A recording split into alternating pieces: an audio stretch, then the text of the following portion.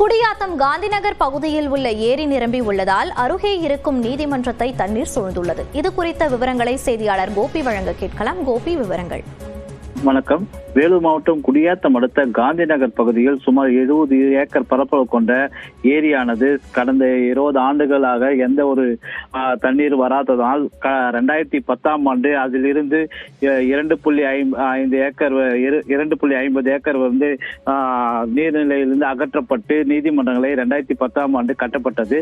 இந்த கட்டிடமானது குடியாத்தம் மற்றும் சுற்றுவட்டார பகுதியில் உள்ள அனைத்து குற்றங்களுக்கும் ஒரு நீதிமன்றம் ஒருங்கிணைந்த நீதிமன்றமாக திகழ்ந்து வந்த நிலையில் தற்போது கனமழையின் காரணமாக குடியாத்தம் மற்றும் சுற்றுவட்டார பகுதியில் உள்ள அனைத்து ஏரிகளும் நிரம்பி வருவதால் குடியாத்தம் காந்திநகர் பகுதியில் உள்ள ஏரி நிரம்பி தற்போது நீதிமன்றத்திலிருந்து அந்த ஏரியிலிருந்து அகற்றப்பட்டு கட்டப்பட்ட நீதிமன்றத்தில் உள்ளே நுழைந்து கட்டிடம் ஃபுல்லாக நீர் நிரம்பி உள்ளதால் அந்த நீதிமன்றத்திற்கு உள்ளே இருக்கும் நீதிபதிகளுக்கு குடியிருப்பு பகுதியிலும் தங்க முடியாத சூழ்நிலை ஏற்பட்டுள்ளது. அதனால் அந்த குடியிருப்பு நீதிபதிகள் அங்கிருந்து காலி செய்துள்ளனர்.